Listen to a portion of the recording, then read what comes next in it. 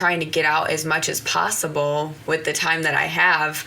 So it's not all fancy dancy type of journaling either. And you don't have to feel, social media really makes it feel as if you have to make it this beautiful, extravagant thing, when at the end of the day, it's like I said, like, it's just you and your journal. Like, you can make it whatever you need it to be. Just start somewhere and really start journaling. I feel like is the most important part. Right. And that's my encouragement for anybody that's new to journaling, is just get started. If you want to write down just one word to describe your day, that's something. Yeah. And the more you do that, you're building those reps, you're building that confidence to dive deeper, to write more. But yeah, just get started somewhere, and don't feel like it needs to look pleasing or any type of way similar to you. My journal writing is at times can look like chicken scratch because I'm writing so fast and your thoughts are flowing and your hands are trying to keep up. And, you might not be able to read it back, but it's this cathartic kind of release of all your emotions, and you might have angry words, and you might just need that time to just get it all out on the page. Yeah. And it may not look good, and that's fine. It's that therapeutic release and that practice that allows you to really let go of whatever you're holding on to. Yeah. No, absolutely. Yeah. So why exactly, do you think, within, being in this journaling space, what have you seen people struggle with the most? Why do you think that it's difficult for them? And do you feel like they almost kind of need, a permission to do this? Yeah, I would say a lot of the times it'll come down to, I don't know what to journal about. Yeah. I don't know how to fit it in my schedule. But for me, it was really that bravery piece that I was missing. And it took me going to therapy, learning how to be honest with myself, to then come to the page and be honest with myself there. Yeah. Because I had all these negative emotions and these feelings, and I was going through a really tough time. And I didn't want to journal about it. Not because I didn't want to, write. I love writing, but I didn't want to address what I was going through. Yeah. Because I was scared. Right. And my emotions were really scary, and I didn't want to put it down on paper. Not for fear of it being seen, but it was fear of that if I write it down, then now it's true. Yeah. Wow. And so that was the piece, that was the hurdle I needed to get over, that it's okay to be honest with yourself. We all have hard times, and that's no one's excluded from that. But there's something so beautiful about being honest and brave and saying, I'm going to write it down anyway, because that's how you get over it. You have to go through it. You have to go through your emotions. You can't, push them away. Yeah. Because when you let them you bottle them up, they're just going to come back, and it's going to be probably worse. Yeah. And so I encourage and want everyone to feel like it's okay to write about it.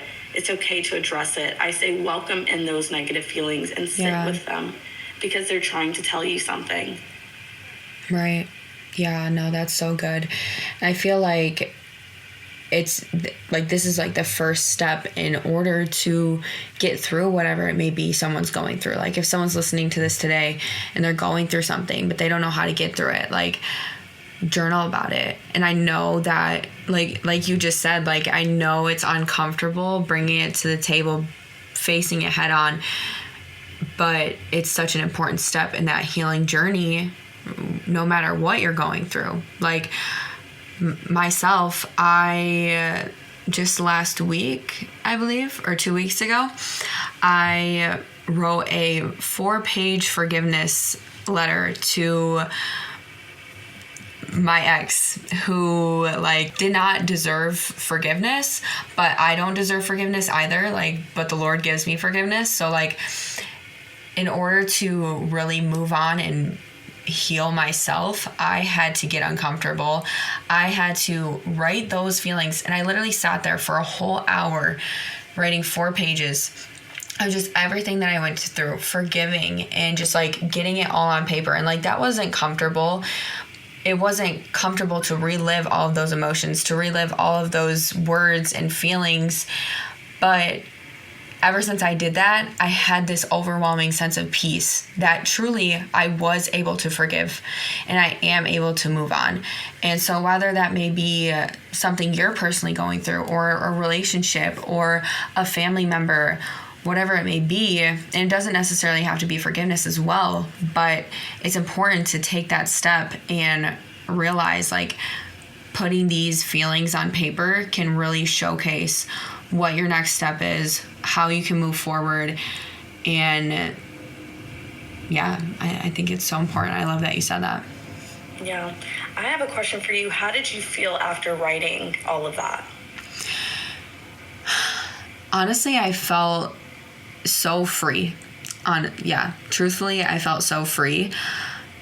During it, it was just like, I really wanted to get everything out. Like, I kind of took my stuff through step by step, and I could have wrote so much more too, but it's like, it goes in the realm of everything that I was saying. I'm like, okay, even if I forgot stuff, I still forgive it. I release it, and I don't hold resentment for this anymore. And when I truly did that, and I wrote it all down, and I truly forgave, and I gave it to God, it was such an overwhelming sense of freedom and peace that I was no longer holding on to that negative energy anymore. Because when you put it on paper and you truly release it, you're taking that negative energy and those negative feelings out of you if you truly do, like, release it and let it just go to the paper and remove it from yourself. Yeah. And that's a great way to do it, right? Just write it out, get it all out. Because again, you keep that bottled up, it's going to ruin your days to come, you know.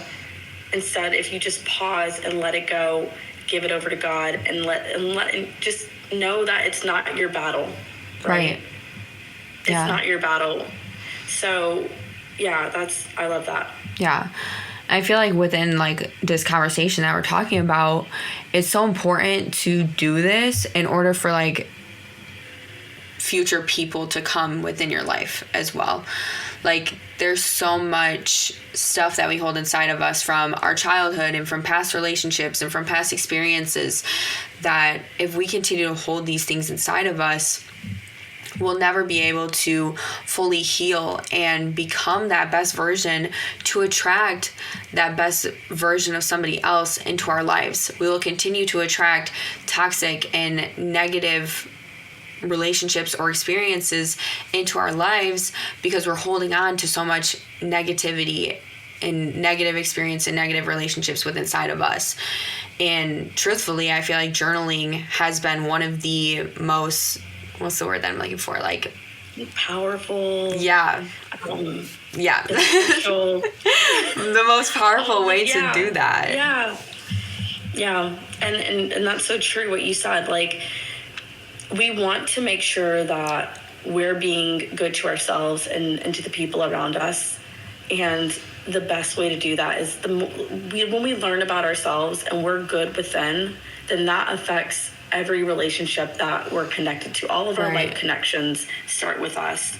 So we take the time to really learn ourselves, to really ground ourselves, then all our other relationships will improve significantly because we ourselves are centered, we're peaceful, we're calm, and we're grounded. Yeah. And now we can kind of share that with all the people and all the connections in our lives. Yeah. That's so good. I just did a whole episode about self-love, and it's so important to have that piece of self-love, to know who you are, to know what you bring to the table and the value that you bring to other people, because if you don't, you're going to continue to go down that same track of just like bringing in negativity and all that stuff. So yeah, that's so good. You have to know yourself. Yeah. And you need to practice loving yourself, because when you love yourself, you won't accept anything that isn't good for you. Yeah. Yeah. No, I love that. So how do you feel as if when people are taking this next step into journaling, like, what do you think, like, if you could recommend their next steps, what kind of next steps would you have for them, and how would you have them start implementing this into their lives? Yeah. So if you're new to journaling or you're hesitant about getting started, I would say, of course, just get started. And then with collaborative journaling, the way I like to do this is in the evenings, I talk to my friends, I talk to my family.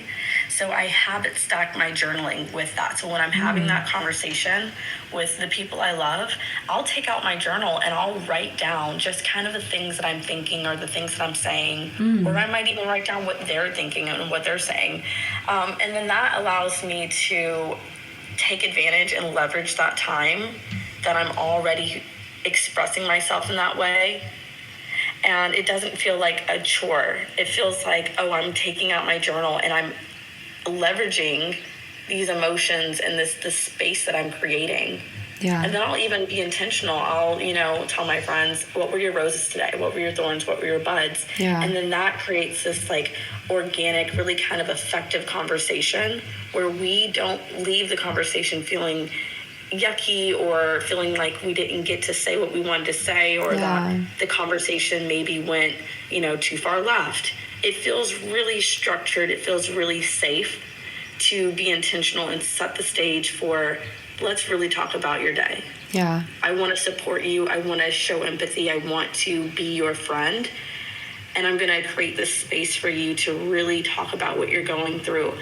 And people appreciate that. Not many times throughout the day are they asked, these type of like deeper questions. Yeah, that's so true. And right. And they're holding that in as well. So by you giving them permission, right, to talk about it and making them feel safe to talk about it is so impactful, and they appreciate it so much. Yeah. Oh, I love that. I love that so much. Yeah, I feel like that's a great way to get started. Like, start doing it with people you're comfortable with. So, I mean, even if you don't have someone, maybe you have a dog. Like, start talking to your dog, asking your dog. Like, that too. I think with journaling, if writing it down is a lot at first, just get comfortable talking. Yeah. Just get comfortable talking about your emotions. Get comfortable just verbalizing how you're feeling. If you're truly terrified of the page at first, you'll get there, but just get comfortable being honest. Get comfortable with just expressing yourself. Yeah. And that may be with friends, family, your dog. Maybe you talk to yourself. I know I do in a non-creepy way, of course. Right. But it just helps to get that out. It helps to talk about it. Yeah.